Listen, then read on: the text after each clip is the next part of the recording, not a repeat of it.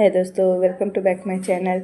मैं एक कहानी का भाग 33 लेकर आई हूँ। तो हम बिना देरी के स्टोरी स्टार्ट करते हैं। थोड़ी देर बाद दोनों तैयार होकर नीचे चले आए। बाकी सब पहले ही नीचे तैयार थे। एक आहिरा थी जो बिना नहाए वहाँ बैठी थी। बाकी सब नहा धोकर तैयार बैठे थे। मिहिर ने उसे घूरते हुए धीरे से कहा था ना, टाइम से उठा करो। देखो सब नहा कर बैठे हैं और तुम खुद को देखो। आहिरा ने मुंह बनाकर कहा, इसमें मेरी क्या गलती है? मुझे नींद आती है यार, सोने दिया करो थोड़ी देर। अब तो मैं अपने मायके में हूँ, अभी भी तुम्हें दिक्कत है और तुमने तो कहा था कि मुझे छुट्टी मिल रही है। तो मेरी छुट्टी है तो मुझे एंजॉय करने दो। छुट्टी होती ही है सोने के लिए। उसकी बात सुनकर मिहिर कुछ कह नहीं पाया। नाश्ता करके सब लोग अपने अपने काम के लिए निकल गए। अहिरा घर पर ही थी। वह भी 1-2 दिन और यहीं रुकने वाली थी और उसके साथ श्री भी थी। अध्याय ने तनिष्का को कॉलेज ड्रॉप किया और खुद ऑफिस के लिए निकल गया। राम भी ऑफिस जा चुका था। घर पर तो सिर्फ सिया और बानी, आहिरा, श्री और शैलवी जी ही थे। तनिष्का कॉलेज पहुंची तो अंदर जाते ही उसे नेहा मिल गई। वह कुछ परेशान सी लग रही थी। उसने जैसे ही तनिष्का को देखा उसकी आंखों में चमक आ गई। उसने जल्दी से जाकर तनिष्का का हाथ पकड़ते हुए कहा, अच्छा हुआ तुम आ गई तनिष्का, मेरी हेल्प कर दो प्लीज़ प्लीज़ प्लीज़। तनिष्का ने हैरानी से उसे देखा और बोली, आखिर हुआ क्या है? तुम ऐसे रिएक्ट क्यों कर रही हो? तब तक वे ऋषिका और रिवास भी वहाँ आ चुके थे। नेहा ने छोटा सा मुंह बनाकर कहा, एक्चुअली वो मैंने ना स्वयं से तुम्हारा नाम लेकर असाइनमेंट लिखवाए हैं। यह सुनकर सब आंखें फाड़े हैरानी से उसे देखने लगे। ये लड़की पागल थी क्या जो ऐसी हरकतें कर रही थी? वहीं रिवांश उसे नाराज़गी से देख रहा था। उसे सच में उस पर बहुत गुस्सा आ रहा था। तनिष्का ने हैरानी से कहा, लेकिन क्यों? तुम नेहा, तुमने ये क्या किया? तुम जानती भी हो वो इसका मतलब क्या निकाल सकता है। तुम समझ भी रही हो। नेहा ने छोटा सा मुँह बनाते हुए कहा, लेकिन मैं क्या करती? मुझसे असाइनमेंट लिखी ही नहीं जा रहे थे ना। उसके पास तो उसके सबोर्डिनेट भी थे तो उसने उनसे करवा लिया होगा। अब मैं थोड़ी ना किसी सब वर्नेट को हायर कर सकती हूँ जो मेरे लिए यह काम करे। रिवाज ने उसे घूरते हुए दांत पीस कर कहा, तो इसका मतलब यह भी नहीं होता कि तुम किसी को भी जाकर तनिष्का का नाम लेकर असाइनमेंट लिखवा लो। नेहा ने उसे बोलते हुए कहा, तुम बीच में मत बोलो, मैं तुमसे बात नहीं कर रही हूँ ना। यह बोल उसने फिर से तनिष्का को देखा और उसका हाथ पकड़ते हुए बोली, प्लीज़ स्वयं से बचा लो मुझे। अगर वो पूछे तो तुम कह देना कि वो तुम्हारा असाइनमेंट था, उसे पता मत लगने देना। तनिष्का ने उसे देखते हुए कहा, मैं ऐसा कुछ नहीं करूँगी। फिर से मिसअंडरस्टैंडिंग हो जाएगी जो मैं बिल्कुल नहीं चाहती। मैं स्वयं को खुद से दूर रखना चाहती हूँ और तुम हो कि मुझे सब में फिर से फंसाना चाहती हो। नेहा को उसकी बात सुनकर कुछ बुरा लगा, लेकिन वह जानती थी कि तनिष्का भी अपनी जगह सही है। इसलिए उसने कान पकड़ते हुए कहा, सॉरी, मैं फिर से नहीं करूँगी, लेकिन प्लीज़ अभी के लिए बचा लो मुझे। सोच कर देखो, अगर उसे ये पता लगा कि मैंने झूठ बोलकर काम करवाया है तो वो सच में पता नहीं क्या ही करेगा। तुम जानती हो ना उसका पागलपन। उसकी इस बात पर तनिष्का भी कुछ कह नहीं पाई। वह जानती थी कि स्वयं कैसा है। उसने गहरी सांस भरी और कहा, ठीक है, मैं देखती हूँ। उसी वक्त स्वयं उनकी तरफ आया। स्वयं ने तनिष्का को देखा और सारे असाइनमेंट उसकी तरफ बढ़ाते हुए कहा, यह तुम्हारे असाइनमेंट है। तनिष्का ने एक नज़र असाइनमेंट को देखा और फिर स्वयं को और धीरे से कहा, थैंक यू एंड सॉरी। यह बोल उसने चुपचाप वह सारे असाइनमेंट ले लिए। क्लास का टाइम हो चुका था तो वह अब सब क्लास की तरफ चले गए। स्वयं कुछ देर तनिष्का को जाते देखता रहा। उसे सच में थोड़ा अजीब लग रहा था कि जो लड़की उससे दूर भागने में बिलीव कर रही थी वह उससे असाइनमेंट क्यों लिखवाएगी, लेकिन वह फिर भी चुप खड़ा रहा। इस वक्त वैसे भी उसका पूरा ध्यान उस आदमी को ढूंढने पर था जिसने वह एक्सीडेंट करवाने की कोशिश की थी। क्लास के बाद वह सब आकर कैंटीन में बैठ गए। तनिष्का का मूड कुछ अजीब था। निवास ने उसे देखते हुए कहा, तुम ठीक तो हो ना तनिष्का? तुम्हारा मूड आज कुछ उखड़ा उखड़ा हुआ सा लग रहा है मुझे। तनिष्का ने भी छोटा सा मुंह बनाकर कहा, मुझे झालमुड़ी खानी है। उन सबके मुंह से एक साथ निकला, अशिका ने जल्दी से कहा, तेरी तबीयत तो ठीक है ना तनिष्का? झालमुड़ी तुझे यहाँ कहाँ से मिलेगी? यह कॉलेज है तनिष्का, कॉलेज के कैंटीन में ये सब नहीं मिलता। तनिष्का ने उदास होकर कहा, यही तो दुख की बात है, मुझे अभी खानी है, मुझे नहीं पता, कहीं से भी लाकर दो मुझे, मुझे झालमुड़ी लाकर दो, मुझे झालमुड़ी खानी है। वह सब उसे इस तरह बिहेव करते देख हैरान थे। वहीं स्वयं जो उसके पीछे वाली टेबल पे था वो खुद हैरान था, लेकिन तनिष्का के लिए वह कुछ भी कर सकता था। उसने तुरंत अपना फ़ोन उठाया और कॉलेज के बाहर अपने कार में मौजूद अपने सबोनेट को कॉल करते हुए कहा, इंदौर की सबसे बेस्ट झालमुड़ी भी मुझे चाहिए, कहीं से भी लेकर आओ, जल्दी से जल्दी। हमेशा की तरह उसका वही रवैया था जो किसी को भी कांपने पर मजबूर कर दो। उसके सबोनेट ने जल्दी से हामी भरी और ओके कहकर कॉल कट कर दिया। उसने अपने फ़ोन को घूरते हुए मन ही मन कहा, ये मेरे बॉस क्या पगला गए हैं? इसका क्या मतलब था कि अभी के अभी झालमुड़ी चाहिए, वो भी इंदौर की फेमस। क्या करूँ क्या करूँ? मेरे साथ ही ऐसा क्यों होता है? एक तो ऐसे बोलेंगे जैसे जान ही निकाल लेंगे। उसने एक गहरी आह भरी और कार लेकर जल्दी से निकल गया। अब जब स्वयं का ऑर्डर था तो उसे फॉलो तो करना ही था। इधर कनिष्का अब भी बच्चों की तरह जिद किए जा रही थी। वेदरीवंश ने उसे समझाने की बेहद कोशिश की, यहाँ तक कि उन दोनों ने कैंटीन में मौजूद हर एक आइटम का नाम ले लिया कि वह झालमुड़ी की जगह वह खा ले। लेकिन तनिष्का तो तनिष्का थी, मजाल थी जो वह हार मान ले। हार कर वो दोनों भी चुपचाप बैठ गए। अभी आधा घंटा ही हुआ था कि अचानक ही तनिष्का के सामने एक हाथ आया जिसमें झालमुड़ी की प्लेट थी। उसे देखकर तनिष्का की आंखों में चमक आ गई, लेकिन तभी उसकी नज़र उस हाथ पर गई जिसने उस प्लेट को पकड़ा हुआ था।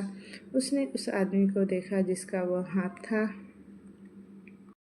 और उसके सामने स्वयं का चेहरा था।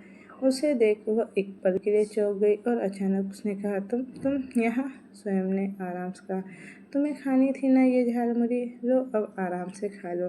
सब हैरानी से स्वयं को देख रहे थे, यहाँ तक कि अब तक जो तनिष्का ने रायता फैलाया था वह कैंटीन में हर किसी को पता चल चुका था, इसलिए पहले से ही सबकी नज़रें उस पर ही थी। और अब जब स्वयं ने आधे घंटे के अंदर उसे झालमुड़ी लाकर दे दी तो अब सब हैरानी से उसे देखने लगे थे। तनिष्का ने मन ही मन कहा, ये स्वयं लेकर क्यों आया है? और कोई लेकर आता तो कम से कम मैं खा भी लेती।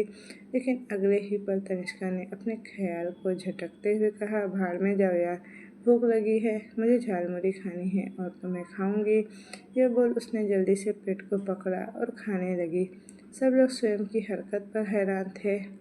नेहा ने स्वयं को देखते हुए कहा, यार ये लड़का कितना उसे चाहता है कि तनिष्का की जिद इतनी जल्दी और इतनी आसानी से पूरी भी कर दी। देवांश ने उसकी बात सुनते ही उसे घूरते हुए मन ही मन कहा, ये लड़की सच में पागल है क्या? ये इस आदमी को इतना एडमायर कैसे कर सकती है? इधर तनिष्का ने उस झालमुड़ी की प्लेट से 2-3 निवाले ही खाए होंगे कि उसे अचानक ही थोड़ा अजीब लगने लगा। उसने तुरंत ही वो प्लेट साइड में करते हुए कहा, नहीं मुझे नहीं खानी, ये अच्छी नहीं लग रही। अब उसका यह नया नाटक देख वह चारों फिर से हैरान थे। वहीं स्वयं तनिष्का और उस प्लेट को देख रहा था। देवांश ने तुरंत कहा, तुम्हें अभी तो खानी थी ना ये झालमुड़ी, अब जब मिल रही है तो खाओ ना। तनिष्का ने ना में गर्दन हिलाते हुए कहा, नहीं अब अच्छी नहीं लग रही है, ये नहीं खानी मुझे। चॉकलेट है तुम्हारे पास? वेद ने तुरंत अपने बैग से चॉकलेट निकाल कर उसे दी। तनिष्का ने जल्दी से वो चॉकलेट का रैपर फाड़ कर खाने लगी। स्वयं ने उस प्लेट को उठाकर डस्टबिन में फेंकते हुए अपने सर्वोनेट को घूर कर देखा और कोल्ड वॉइस में कहा, मैंने कहा था ना कि इंदौर की सबसे बेस्ट झालमुड़ी लेकर आना, ये क्या कचरा उठा कर लाए हो तुम? उसे पसंद नहीं आया ये स्वयं का कार्बोनेट। बेचारा उसे आँख फाड़े देख रहा था। वह बेचारा आधे घंटे में गिरते पड़ते यहाँ झालमुड़ी लेकर आया था और उस लड़की ने 2 कौर खाकर ही इसे बेकार कह दिया था। यहाँ तक कि उसके बॉस ने उसे डस्टबिन में भी फेंक दिया और उसे डांट भी रहा है। उसका मुंह वास्तव में देखने लायक था। वहीं उन पांचों की नज़र भी स्वयं पर ही थी। जो अपने सर्वनेट को डांट रहा था। स्वयं ने उसे देखते हुए कहा, तुम्हारी नौकरी तो गई समझो बेटा, तुम्हें एक काम दिया था वह भी तुम ठीक से नहीं कर पाए। ये सुनते ही सबके मुंह खुले के खुले रह गए। इतने से काम के लिए भला नौकरी से कौन निकालता है, लेकिन तनिष्का को इन सब से कोई फर्क नहीं पड़ रहा था। वो आराम से अपना चॉकलेट खाने में बिजी थी। उसके आसपास क्या चल रहा था ये उसे कुछ समझ ही नहीं आ रहा था। तनिष्का के दोस्त जहाँ पहले उसके फूड स्विंग्स से हैरान थे, वो अब स्वयं की हरकत पर और हैरान रह गए। वो बेचारे सच में कुछ समझ नहीं पा रहे थे। तनिष्का ने अपनी चॉकलेट फिनिश की और उठकर स्वयं को देख बोली, अब उसे डांटना बंद करो। उसने तुम्हारा कहा काम कर तो दिया था ना। अब मुझे वो अच्छी नहीं लगी तो इसमें इनकी गलती थोड़ी है। स्वयं उसे देखने लगा तो तनिष्का फिर से बोली, उसे डराना बंद करो। तुम्हें सिर्फ दूसरों को डराना ही आता है। स्वयं उसे हैरानी से देखने लगा। आखिर आज उसे हुआ क्या था। तनिष्का ने उसे देखते हुए कहा, उसे जाने दो, परेशान मत करो। स्वयं अब कुछ कह ही नहीं पाया। उसने अपने सर्वनेट को जाने का इशारा किया। वह बेचारा जल्दी से अपनी जान बचाकर वहाँ से भाग गया। तभी तनिष्का का फ़ोन बजा। उसने अपना फ़ोन आगे करके देखा तो अध्याय का कॉल था। तो उसने जल्दी से कॉल पिक करते कहा, हेलो अध्याय, आप आ गए क्या? हाँ, मैं बाहर खड़ा हूँ, चलो आ जाओ, जल्दी से घर चलते हैं, अध्याय ने कहा। तनिष्का ने ओके कहा और जल्दी से अपना बैग उठाकर अपने दोस्तों को देखा और बोली, मैं चलती हूँ अब, बाय। यह बोल वो बिना किसी की बात सुने वहाँ से निकल गए। उसके दोस्त अब भी हैरानी में उसे ही देख रहे थे। उन्हें भी समझ नहीं आ रहा था कि अभी थोड़ी देर पहले यहाँ हुआ क्या था। ये लड़की सच में पागल तो नहीं हो गई थी ना। वहीं स्वयं भी खुद ही हैरान था। तनिष्का का ये रवैया उसे भी कुछ समझ नहीं आया। तनिष्का बाहर आई तो सामने अध्याय दिखा। वह जाकर जल्दी से उसके गले से लगे बोली, मैं बहुत थक गई हूँ, घर चलो पहले। अध्याय ने उसकी पीठ पर अपने हाथ बांधते हुए कहा, हाँ चल रहे हैं ना, चलो कार में बैठो पहले। दोनों जाकर कार में बैठे और अध्याय वहाँ से गाड़ी लेकर निकला और वे दोनों जल्द ही घर पहुँच गए थे। घर पहुंचते ही तनिष्का को अचानक से गाजर के हलवे की स्मेल आई। उसने खुशबू महसूस करते हुए लंबी सांस ली और चहककर कहा, गाजर का हलवा बन रहा है ना, मुझे भी खाना है। यह बोल वो जल्दी से किचन की तरफ दौड़ पड़ी। हॉल में आहिरा सिया श्री बानी के साथ बैठे थे। उन्होंने जब तनिष्का को किचन की तरफ जाते देखा तो बानी बोली, अब इसे अचानक क्या हुआ? आहिरा ने कंधे उचका दिए। तभी अध्याय आते हुए बोला, बुआ आपके लिए हलवा बन रहा है क्या? बानी ने हाँ में गर्दन हिलाई तो अध्याय बोला, हाँ। तभी उसे दरवाजे पर ही स्मेल आ गई और वह दौड़कर किचन में चली गई।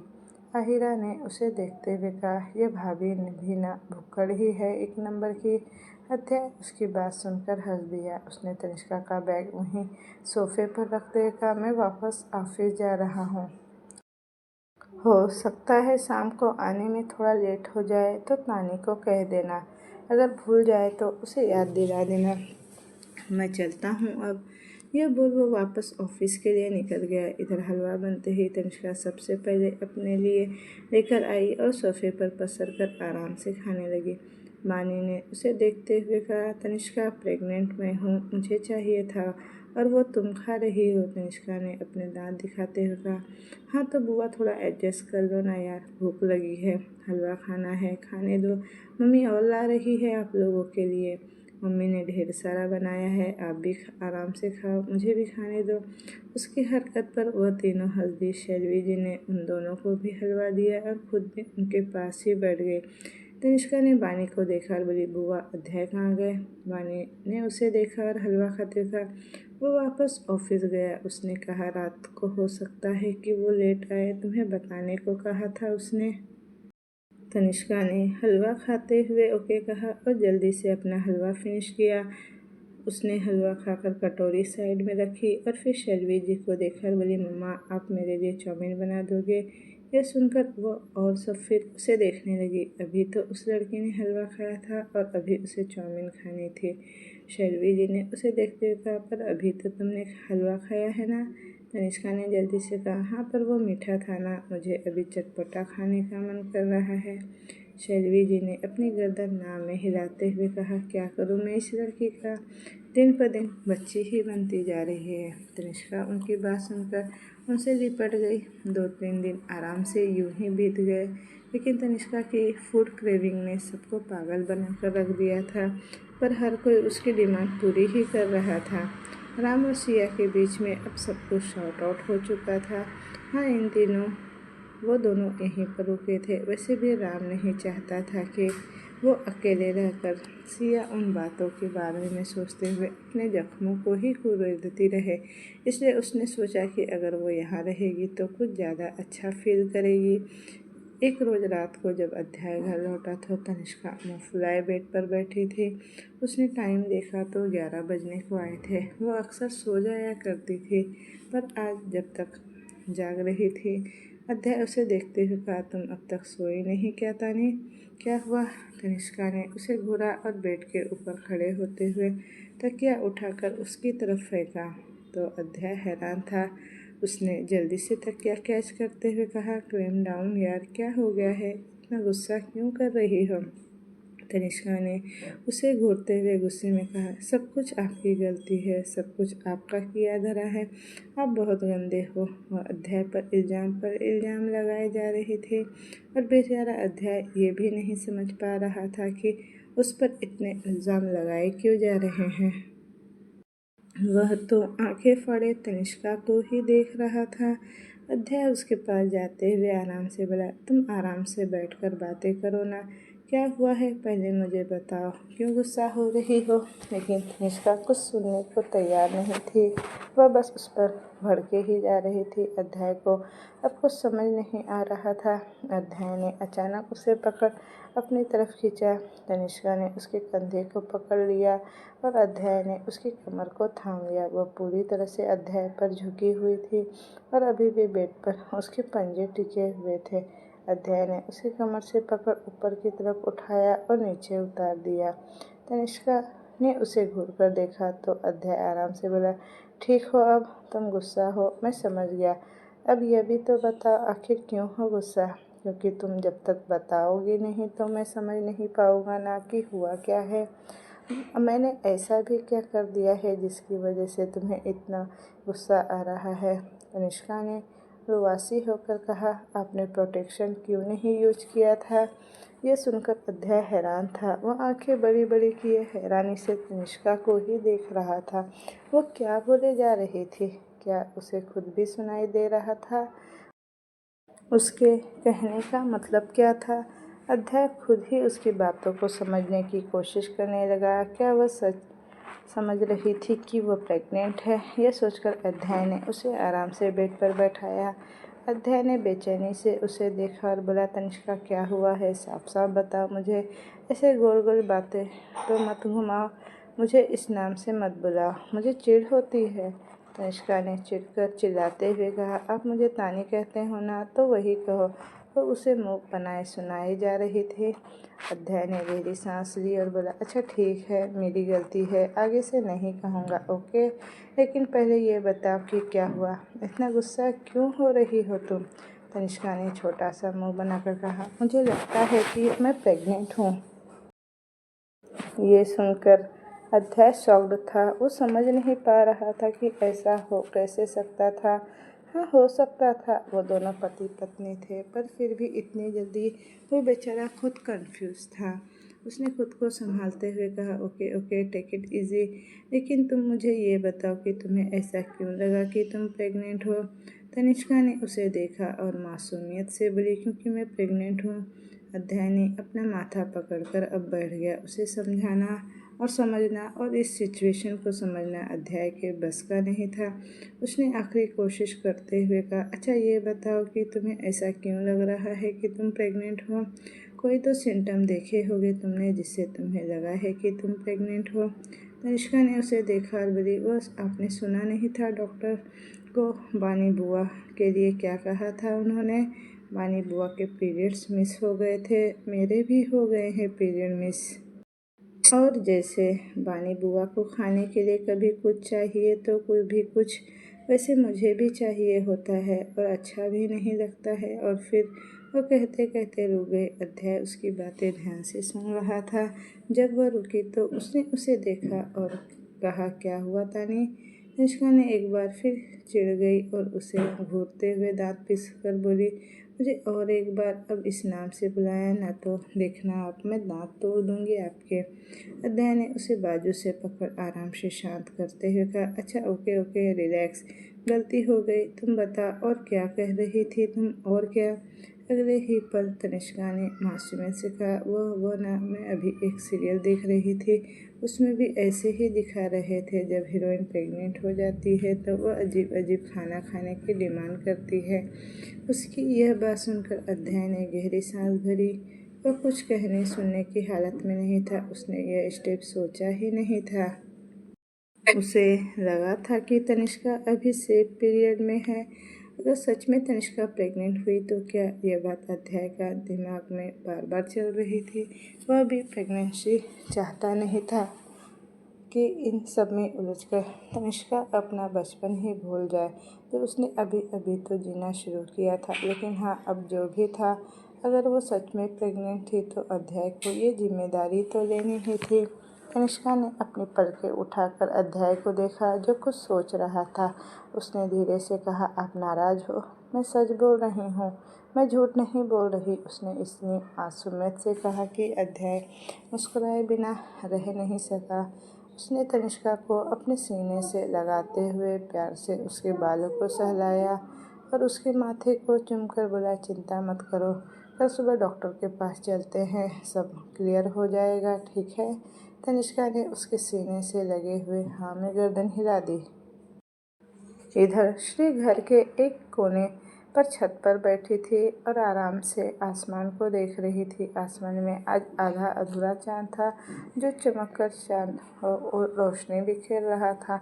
वो एकटक बस उस आसमान को देखे जा रही थी कि तभी उसे एहसास हुआ कि कोई उसके पास आकर बैठा है। श्री ने उस तरफ देखा तो वहाँ पर गर्व बैठा था। वह उसे देखकर चौंक गई। गर्व ने मुस्कुराकर कहा, घबराने की ज़रूरत नहीं है, कुछ भी ऐसी वैसी हरकत नहीं करूँगा, ना आज तुमसे लड़ूंगा। वो तो बस मुझे नींद नहीं आ रही थी तो बस ऊपर चला आया। मैं अक्सर यहाँ पर आता हूँ, लेकिन आज तुम्हें देखा तो सोचा कि कुछ बातें कर ली जाए तुमसे। श्री ने कुछ नहीं कहा और वापस चांद को देखने लगी। गर्व ने उसकी नज़रों का पीछा किया और मुस्कुराकर बोला, ये चांद भी मेरी तरह आधा अधूरा है। श्री उसे देखने लगी, फिर बोली, तुम कहाँ आधे अधूरे हो? इतनी बड़ी और प्यारी सी फैमिली है तुम्हारे पास तुम्हें पूरा करने के लिए, फिर भी तुम यह बात बोल रहे हो।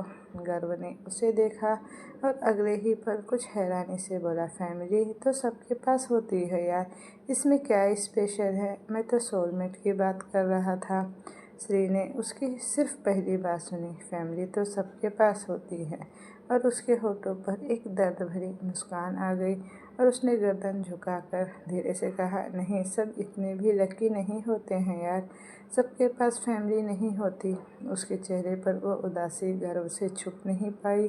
वो उसे देख कुछ परेशान सा हो गया। उसने श्री को देखते हुए कहा, हे क्या हुआ, तुम ऐसे क्यों बोल रही हो? सही तो बोल रही हूँ, तुम्हारे पास एक प्यारी सी फैमिली है, हर कोई एक दूसरे से इतना प्यार करता है। मैंने पहली बार ये एक्सपीरियंस फील किया है। बचपन से लेकर आज तक मैं अकेले रहती आई हूँ, पर कभी यह प्यार मैंने महसूस ही नहीं किया। मम्मी पापा कभी साथ रहे ही नहीं, उनके डिफरेंसेस में मैंने सफ़र किया है, अभी तक कर रही हूँ मैं। उन्हें मेरी फ़िक्र ही नहीं है, उन्हें कोई मतलब नहीं होता है कि मैं कहाँ हूँ, क्या कर रही हूँ। उन्हें सिर्फ अपने बिजनेस और अपने काम से मतलब है। उसकी बातें सुनकर गर्व हैरान था। वो समझ नहीं पा रहा था कि वो रिएक्ट कैसे करे। ये लड़की क्या बोले जा रही थी। गर्व ने धीरे से उसके कंधे पर हाथ रखा और बोला, तुम ठीक तो हो ना श्री, तुम क्या बोल रही हो? श्री ने उसे देखा। गर्व उसके चेहरे को देख हैरान हो गया क्योंकि उसकी आंखों में आंसू थे। गर्व बेचैन सा बोला, श्री तुम्हें क्या हुआ है? तुम रो क्यों रही है? श्री ने जल्दी से अपनी पलकें झपकाकर अपने आंसुओं को रोकने की कोशिश की और धीरे से बोली, नहीं, मैं ठीक हूँ, बस ये बातें परेशान कर जा। कभी कभी गर्व एकटक उसके चेहरे को देख रहा था। उसने धीरे से उसके हाथों को थामते हुए कहा, क्या हुआ है श्री? लेकिन श्री अभी भी खामोश रही। वो कहना तो बहुत कुछ चाह रही थी। दिल में बहुत सी बातें थी जो उसे मन ही मन खाए जा रही थी। हमेशा से वो अकेले ही रही थी और यहाँ सब इतने प्यारे थे कि वो चाह कर भी ये सब कभी महसूस ही नहीं कर पाई थी। श्री से जाने क्यों रहा नहीं गया। उसने धीरे से कहा, बुरा लग रहा है मुझे, बहुत बुरा लग रहा है। सच कहूँ तो जलन हो रही है मुझे तुमसे।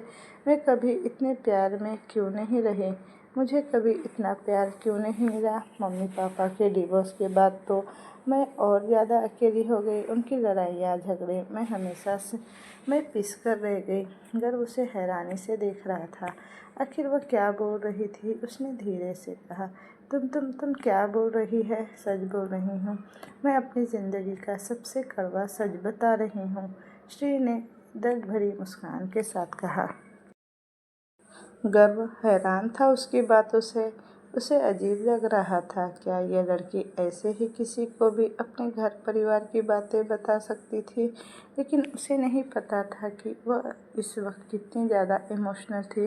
गर्व ने उसे कंसोल करते हुए कहा, ऐसा कुछ नहीं है यार, लड़ाई झगड़ा हर घर परिवार में होता है, सब ठीक है यहाँ, टेंशन मत लो तुम। लड़ाई झगड़े होते हैं पर डिवोर्स नहीं होते, और होते भी है तो मैं उस फैमिली में क्यों हूँ?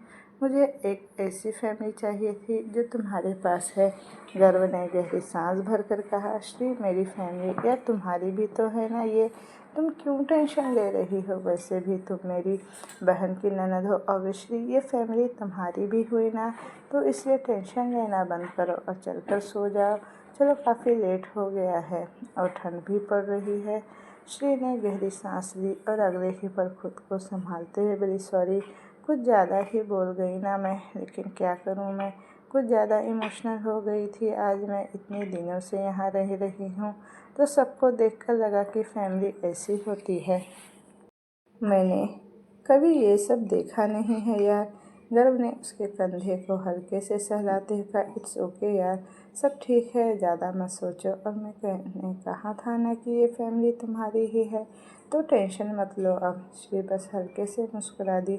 ये पहली बार था जब उसने किसी को ऐसे ही अपने मन की बातें कही थी, और ये पहली बार ही था जब श्री और गर्व बिना लड़े एक दूसरे से बातें कर रहे थे। और इस बार सच में बातें ही हो रही थी, लड़ाई नहीं, वरना तो वो दोनों एक दूसरे की टांग खींचने में कभी बाज ही नहीं आते थे। वह दोनों उठे और जाकर अपने अपने कमरे में सो गए। अगली सुबह अध्याय तनिष्का को लेकर जल्द ही अस्पताल निकल गया। उसे सच में टेंशन हो रही थी। एक तो तनिष्का पहले ही परेशान हो चुकी थी, वह खुद घबराई हुई थी। दोनों को समझ नहीं आ रहा था कि चल क्या रहा है। इस वक्त दोनों गाड़ी में थे। तनिष्का अपने हाथों की उंगलियों से खेलने में बिजी थी। जाहिर था कि वो घबराई हुई थी। अध्याय ने उसे देखा तो एक हाथ से उसके हाथ को थाम लिया। तनिष्का ने उसे देखा तो अध्याय ने धीरे से पलकें झपकाकर उसे सब कुछ ठीक होने का इशारा किया। तनिष्का बस हल्के से मुस्कुरा कर रह गई। अध्याय ने धीरे से मुस्कुराते हुए कहा, तुम ऐसे बिल्कुल अच्छी नहीं लगती हो तानी, हंसती बोलती रहा करो, मुझे वही तानी तो पसंद है। तनिष्का ने धीरे से कहा, मुझे टेंशन हो रही है। टेंशन लेने से क्या होगा तानी, पता लग जाएगा ना थोड़ी देर में, तुम शांत रहो, ठीक है? हम जा तो रहे हैं ना डॉक्टर के पास, देख लेंगे क्या होता है आगे और क्या नहीं। इस तरह घबरा कर क्यों अपना मूड पहले ही ख़राब कर रही हो? वो बस हल्के से मुस्कुरा दी। जल्द ही वो दोनों हॉस्पिटल पहुंच गए। थोड़ी देर में दोनों डॉक्टर के केबिन में थे। डॉक्टर ने उन दोनों को देखा जो शाम से उसके सामने वहीं बैठे थे। वह एक लेडी डॉक्टर थी। उम्र कोई 40-42 के आसपास रही होगी। उसने मुस्कुराते हुए उन दोनों को देखकर कहा, कहिए मिस्टर राणा, क्या बात है? अध्याय ने कहा, एक्चुअली डॉक्टर, मेरी वाइफ को लगता है कि वो प्रेग्नेंट है। डॉक्टर ने तनिष्का को देखा। वो 23-24 साल की लड़की थी। उसकी उम्र कोई ज़्यादा नहीं थी। डॉक्टर ने उसे देख मुस्कुराकर कहा, मिसेज राणा, आपको ऐसा क्यों लगता है कि आप प्रेग्नेंट हैं? क्या आप मुझे बताएंगे? तनिष्का ने घबराते हुए डॉक्टर को देखा, फिर अध्याय को। वो बिल्कुल किसी बच्चे की तरह रिएक्ट कर रही थी, जैसे कुछ हो गया हो। और डॉक्टर के पूछने पर वह अपने पेरेंट्स की तरफ देख रही थी कि उसके पेरेंट्स उसके लिए सब कुछ एक्सप्लेन कर दे कि उसे हुआ क्या है। वही हाल उसका था। वो चाहती थी कि अध्याय सब कुछ एक्सप्लेन कर दे, लेकिन यहाँ तो सब उसे ही बताना था। डॉक्टर ने जब उसकी यह हरकत देखी तो उसे उस पर हंसी आ गई और वह हंसते हुए बोली, मिसेज राणा, घबराने की बात नहीं है, आप मुझे बताइए क्या हुआ है। तनिष्का ने अध्याय का हाथ कस के पकड़ लिया और धीरे से बोली, मेरे पीरियड मिस हो गए हैं, 2 महीने होने को आए हैं और अभी तक पीरियड्स नहीं आए। डॉक्टर अभी भी लगातार मुस्कुराते हुए उस प्यारी सी मासूम सी लड़की को देख रहे थे। उन्हें वह काफ़ी प्यारी लगी। उन्होंने बड़े आराम से कहा, और मुझे बताइए आपको और क्या क्या फील हो रहा है। तनिष्का ने उन्हें देखा और बनाते हुए, मुझे अजीब अजीब फूड क्रेविंग हो रही है, कभी कुछ खाने को चाहिए होता और मूड स्विंग भी बहुत हो रहे हैं। और फिर वह एक बार फिर कहते कहते चुप हुई तो डॉक्टर बोली, और क्या, मुझे बताइए। तनिष्का ने धीरे से कहा, मैंने टीवी सीरियल में देखा, जब उस हीरोइन के साथ ये सब कुछ होता है तो उसे पता लगा कि वो प्रेग्नेंट है। उसका यह जवाब सुनकर डॉक्टर अब जोरों से हंस पड़ी। उसने हंसते हुए कहा, ओ माय गॉड, आप सच में बच्ची हैं। मिसेज राणा, ऐसा कुछ नहीं होता। देखिए, पहली बात ये तो समझने की ज़रूरत है कि प्रेगनेंसी में हर किसी को अलग अलग तरह की सिचुएशन फेस करनी पड़ती है। हम आपके कुछ टेस्ट कर लेते हैं जिससे पता लग जाएगा कि रिज़ल्ट क्या है, ठीक है। तनिष्का ने बस हाँ में गर्दन हिला दी। अध्याय बस उसे देख रहा था, जो डरी सहमी बच्ची सी लग रही थी। उसने मन ही मन कहा, आई होप कि रिज़ल्ट नेगेटिव ही हो। ये अभी खुद बच्ची है, बच्चे क्या संभालेगी। उसने गहरी सांस ली और फिर डॉक्टर ने तनिष्का को एक नर्स के साथ कुछ टेस्ट के लिए लैब भेज दिया। थोड़ी देर बाद जब वो वापस आई तो डॉक्टर ने उन्हें रिपोर्ट्स के कल आने के बारे में बताया। जब वो दोनों वहाँ से निकल गए, टेंशन तो अभी भी कम नहीं हुई। अध्याय को उल्टा ज़्यादा टेंशन हो रही थी, क्योंकि वह अभी इस वक्त बिल्कुल नहीं चाहता था कि ऐसा कुछ हो। वही तनिष्का क्या चाहती थी और क्या नहीं, ये वह खुद ही नहीं कन्फर्म थी। अध्याय ने उसे देखा और मुस्कुरा कर बोला, टेंशन मत लो तानी, कल रिज़ल्ट आ जाएंगे तो पता लग जाएगा। पहले मैं तुम्हें घर छोड़ देता हूँ और कॉलेज रहने दो। तनिष्का ने बस हाँ में गर्दन हिला दी। अध्याय ने घर के बाहर गाड़ी रोकी तो वो चुपचाप उतर कर जाने को हुई कि अध्याय ने उसका हाथ पकड़कर रोक लिया। उसने अध्याय की तरफ देखा तो अध्याय ने धीरे से उसके चेहरे को अपने दोनों हाथों में थाम कर प्यार से कहा, टेंशन मत लो मेरी जान, रिजल्ट जो भी हो देखा जाएगा। अभी तुम ऐसा ये उतरा हुआ मुँह लेकर इधर उधर घूमेगी तो सबको ज़्यादा डाउट होगा, इसलिए खुद को नॉर्मल रखो, ओके। उसकी बात सुनकर उसने हाँ में गर्दन हिला दी। अध्याय ने मुस्कुराकर उसका माथा चूम लिया और बोला, अब अंदर जा। तनिष्का जल्दी से गाड़ी से उतरी और अंदर चली गई। अध्याय भी वापस ऑफिस चला गया। वैसे भी उसकी एक काफ़ी इम्पोर्टेंट मीटिंग थी। ऑफिस आने के बाद उसने राम के साथ मिलकर मीटिंग की प्रिपरेशन की और फिर दोनों मीटिंग के लिए निकल गए। यह काफ़ी इम्पोर्टेंट और बड़ी बिजनेस डील थी। अध्याय को पता था उसके बिजनेस राइवल्स इस डील को हासिल करने के लिए कुछ भी कर सकते हैं, लेकिन उसे भी यह डील हर कीमत पर चाहिए थी। जाहिर था यह डील उसकी कंपनी को काफ़ी ज़्यादा फ़ायदा करवा सकती थी। मीटिंग वेन्यू पर वो दोनों जल्द ही पहुंच गए और चुपचाप कॉन्फ्रेंस रूम में आकर बैठ गए। अध्याय अपनी चेयर पर आकर बैठा, तभी उसकी नज़र अपने सामने बैठे शख्स पर गई, जो उसे आंखों ही आंखों में घूरे जा रहा था। यह कोई और नहीं बल्कि स्वयं था। उसे खुद को घूरता पाकर अध्याय भी कहाँ पीछे रहने वाला था, वह भी उसे बराबर घूरने लगा। वह दोनों यहाँ पर बिजनेस राइवल तो थे ही, लेकिन लव राइवल उससे भी पहले के थे। वहीं कोई और भी था जो अध्याय को लगातार घूर कर देख रहा था। अब ऐसा क्यों था, यह तो किसी को नहीं पता था। शायद हो सकता था बिजनेस से रिलेटेड दुश्मनी हो, लेकिन हाँ, उसकी नज़र बराबर अध्याय पर ही थी। मीटिंग जल्द ही स्टार्ट हो गई, लेकिन इस बीच अध्याय के कान मीटिंग पर थे और आंखें स्वयं पर।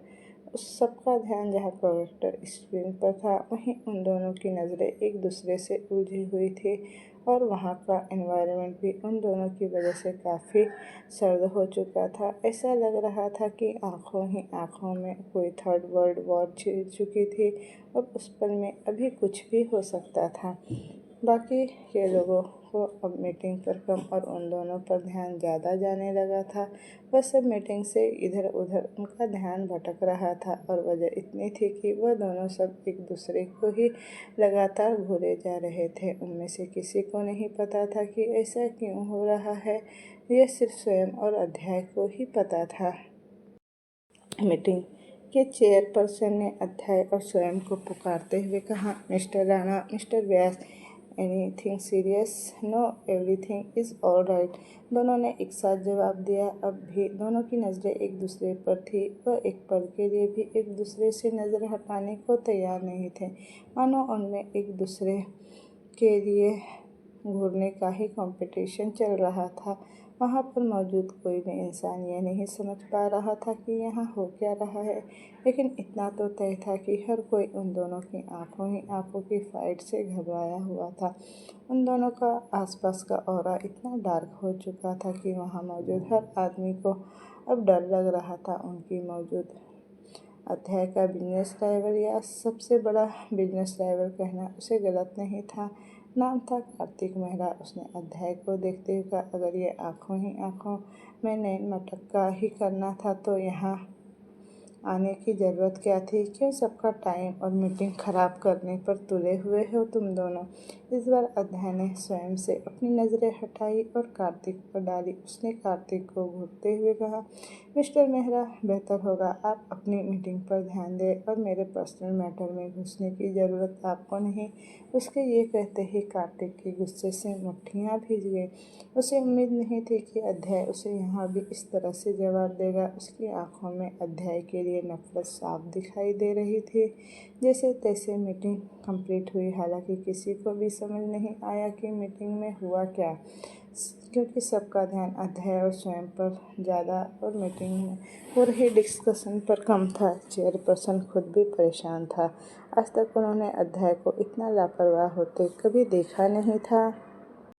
हालांकि अध्याय का ध्यान मीटिंग पर था, भले ही उसकी नज़रें स्वयं को घूर रही थी, वहीं स्वयं भी कम नहीं था। मीटिंग के बाद ही हर कोई कॉन्फ्रेंस रूम से बाहर निकल आया। अब वहाँ सिर्फ अध्याय और स्वयं ही आमने सामने बचे थे। राम ने अध्याय को देख कहा, अब तो घर चल। अब क्या यहीं पर डेरा जमा कर बैठना है तुझे? स्वयं उठते ही बोला, घर जाइए मिस्टर राणा, आपकी पत्नी आपका इंतज़ार कर रही होगी। मेरा कौन इंतज़ार करता है और कौन नहीं, यह तुम्हें जानने की ज़रूरत नहीं है स्वयं। मैं जानता हूँ तुम मुझसे नफ़रत करते हो, प्यार तो मैं भी नहीं करता तुमसे। मैं बस इतना कहना चाहता हूँ कि जो पास्ट में था उसे वही रहने दो, अब उसे बीच में लाने की ज़रूरत नहीं है। तनिष्का मेरी गर्लफ्रेंड थी, ऐसे कैसे भूल जाऊँ मैं उसे? स्वयं ने कहा, थी और है में बहुत फ़र्क होता है मिस्टर व्यास। वो तुम्हारी गर्लफ्रेंड थी, लेकिन अब वह मेरी पत्नी है और मैं उससे बहुत प्यार करता हूँ। बेहतर होगा कि अभी ही संभल जाओ, अध्याय ने उसे वार्निंग देते हुए कहा। स्वयं ने उसे घूरा और अगले ही पल हंसते हुए बोला, पीछे हटना। स्वयं व्यास ने सीखा ही नहीं। वो मेरी गर्लफ्रेंड थी, मैं उससे प्यार करता हूँ और करता रहूँगा। मुझे फ़र्क नहीं पड़ता तुम उसके पति हो या जो कोई भी हो। मेरे लिए वो मेरा सिर्फ प्यार है और मेरा जुनून है और तुम मुझे नहीं रोक सकते। अगर ऐसी बात है तो मौका मिले तो आजमा कर देख लेना। निराश नहीं करूँगा मैं तुम्हें, अध्याय ने स्वयं को घूरते हुए शांत आवाज़ में कहा और राम के साथ वहाँ से निकल गया। स्वयं के पीछे से अध्याय को जाते देख घूरता रहा और फिर वहाँ से घर के लिए निकल गया। वहीं कोई और भी था जो छुपकर उनकी बातें सुन रहा था। उन दोनों के निकलने के बाद उस आदमी ने अपने होठों पर एक शातिर भरी मुस्कान सजा दी और धीरे से बोला, ओहो, तो मिस्टर राणा ने शादी भी कर ली, वह भी चोरी छुपे? और कमाल की बात यह है कि जिससे शादी हुई है वो मिस्टर व्यास की गर्लफ्रेंड है या थी, क्या ही फ़र्क पड़ता है। मेरे लिए इम्पोर्टेंट यह है कि इन दोनों की दुखती नब्ज़ एक ही लड़की है। खैर उससे भी क्या ही लेना देना मुझे। अभी इम्पोर्टेंट ये है कि उसकी शादी हो चुकी है। उसके चेहरे पर अजीब से एक्सप्रेशन थे, मानो कि उसके दिमाग में कुछ बहुत बड़ा चल रहा हो। अगले ही पल उसने खुद से कहा, तैयार रहो मिस्टर राणा, एक एक बात का हिसाब लूँगा मैं तुमसे। इधर अध्याय घर पहुँचा। तनिष्का अभी परेशान परेशान थी। घर में इतनी शांति थी जिससे अध्याय को अंदाज़ा हो गया था कि वो अब भी परेशान सी है। वो अंदर आया तो शैलवी जी हॉल में ही बैठी थी। उन्होंने अध्याय को देखा और बोली, आ गया तू। तनिष्का को क्या हुआ है, मुँह लटका हुआ है उसका, लड़ाई हुई है क्या तुम दोनों की? अध्याय ने उन्हें देखते हुए कहा, नहीं माँ, मैं देखता हूँ, मुझे पता ही नहीं। झूठ बोलकर बात को छुपा लिया और कमरे की तरफ बढ़ गया। वो कमरे में आया तो तनिष्का गुमसुम से बेड पर तकिए को हक किए बैठी थी। अध्याय ने उसे देखा और अपना बैग साइड रखते हुए उसके पास आकर बैठ गया। उसने तनिष्का को धीरे से पुकारते हुए कहा, तानी, मैंने क्या कहा था तुमसे, तुम फिर भी परेशान बैठी हो। तनिष्का ने अध्याय की तरफ देखा। उसकी आंखों में कुछ नमी सी उतर आई थी और उसकी आंखों की नमी अध्याय को बेचैन कर गई। तनिष्का ने आगे बढ़कर जल्दी से अध्याय को हक कर लिया। उसने रुआसी सी आवाज़ में कहा, डर लग रहा है, पता नहीं क्या आएगा रिपोर्ट में। अध्याय ने उसे अपनी बाहों में भरते हुए प्यार से उसके बाल को सहलाकर कहा, क्यों टेंशन ले रही हो, मैंने कहा तो जो भी होगा हम संभाल लेंगे। देखो, दो ही रिजल्ट हो सकते हैं, या तो नेगेटिव या पॉजिटिव, और अगर कुछ और हुआ तो हम देख लेंगे ना। तुम क्यों परेशान हो रही हो इतना? मैंने तुम्हें सुबह भी समझाया था ना, परेशान होने से क्या होगा तानी। अध्याय ने उसे खुद से अलग किया और प्यार से उसके चेहरे को अपने हाथों में थाम कर कहा, अब अपना मूड ठीक करो और जल्दी से मुझे मुस्कुरा कर दिखाओ, क्योंकि मुझे ये तानी बिल्कुल पसंद नहीं है जो रोती रहती है। मुझे तो हंसती हुई तानी पसंद है, तो जल्दी से स्माइल करो। डिनर के बाद मैं तुम्हें आइसक्रीम खिलाने ले चलूँगा, ठीक है? यह सुनकर तनिष्का ने अपने आंसू पोंछे और मुस्कुराकर हाँ में गर्दन हिला दी।